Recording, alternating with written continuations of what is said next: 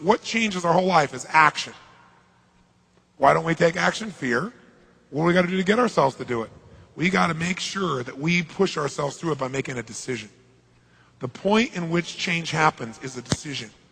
Every change in your life that you want will come from something simple, a decision. People go, what does it take to change? Decide. But you go, oh, God sounds so simple and so basic. If it was that easy, you'd already have done it, Mr. Robbins. No, it is that easy and you're still not doing it because you are not putting yourself in a state to decide. See, a real decision is not like a preference. It's not like where you say, I'll try it and see. That's not a decision. Decision comes from Latin. It means like incision, to cut off from. Decision is when you cut off any possibility except the thing you've committed to. It's like that is it. How many of you in this room have ever smoked cigarettes and then one day you finally decided no more, I mean really decided, and you've never touched it again and you're not even tempted to? How many made that decision at one time? Say aye. You know what a real decision is. If I came to you today and I said, would you like a cigarette? Would you go, what brand is it? No, you'd probably say to me, no, I'm not I want you to hear that. You'd not only say, I don't smoke. You'd say, I'm not even that kind of person. You literally divorce yourself from even that kind of person. So it's no effort. When you really decide, it's not an effort. Once you've cut it off, it doesn't take effort. Deciding takes effort, but once you've decided, it's over. You don't think about it anymore. It's like it's easier to fast than it is to diet. Because when you're fasting, somebody offers you something, you don't even think about it. You go, no, I'm not eating. Right? When you're dieting, you're like, well, maybe we could have a little more. This is a little piece of cake. Not that many calories. Right? And pretty soon you're back to where you were again. So a real decision is what you got to make. When you make a real decision, life changes. But it's a real decision, you burn your bridges, you only move forward. Now, the way to get yourself there is to put yourself in state and condition it. Conditioning is this. Build the muscle. Do you do it one time? No. You do it a lot and you do beyond what you're comfortable with and the muscle expands. And now what used to be hard to do as the muscle grows is easy. That's the same thing with every other kind of muscle. But I'll give you one example. They take monkeys. I don't approve of this research, but this is what they do. And UC Irvine, University of California, Irvine, they've done these studies where they take monkeys and they will take 4 of their fingers and tape them down. And then they take one finger and they bend it back and forth 10,000 times. Every time they bend this finger back and forth like this, use this as a metaphor. In your brain, for you to do this once, twice, you have to make connections between neurons in your brain. Neuron's a big word for nerve cells. So to do this, imagine, as a metaphor, it's not exactly like this, to do this once, you got to put a connection, a thin thread had to be grown between this neuron and this neuron, as an example, as a metaphor.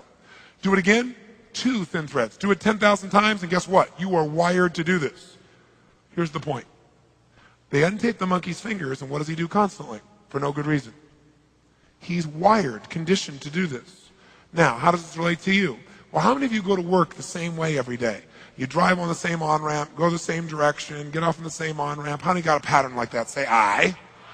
How many have had a day when you're supposed to go the opposite direction on the freeway or the road, but you're on the cell phone and your brain is at the lunch and you get on the same on-ramp going the same direction that you normally do that's the wrong way? Say, I.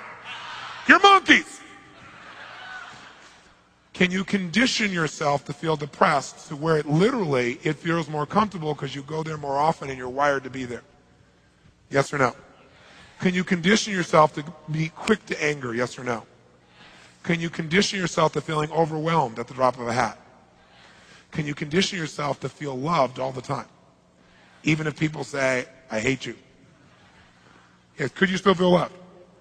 Could you condition yourself to feel happy as a consistent way of living all the time? Yes or no? But you know what? Most people don't believe that, but of course it is. It's the same nervous system. But the environment reinforces negative behavior more than positive. People go, how's it going? Oh, my life is so great. Oh, easy for you. So pretty soon you learn to go, yeah, I'm doing okay. You don't want to get too good because then your peer group would be unhappy with you because they're not feeling so good. So you learn to downplay it. And then you don't reward yourself so your brain doesn't go for more. Because it goes, we got to stay right on in here. This is our little comfort zone. So we're going to condition ourselves to be in a peak state, especially when you're exhausted. Because like, remember when you're doing the muscle? The one where you can't lift one more and you make yourself do it, that's where you get all the growth.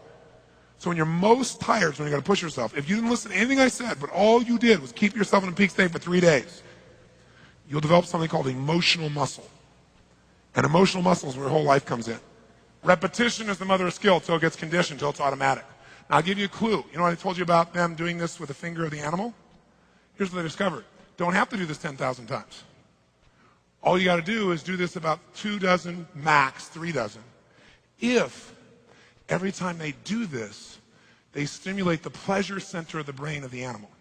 And they do that literally physically by pushing a little needle in the area of the brain that creates pleasure. But what happens is when you do this, they do this and they create pleasure. Instead of 1 string, they get like 500 every time you do it with pleasure.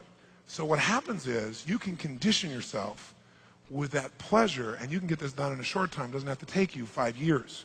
So we want to purposely put ourselves in these peak states over and over again, not as a rah-rah session, but literally as a training tool for our human nervous system.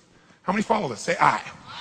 And the secret is when you don't feel like doing it, that's when you got to do it the most. Because that's when you'll get the real conditioning. But don't just do it like, all right, yes. Okay? You got to smile and make yourself feel good while you're doing it and make it better each time.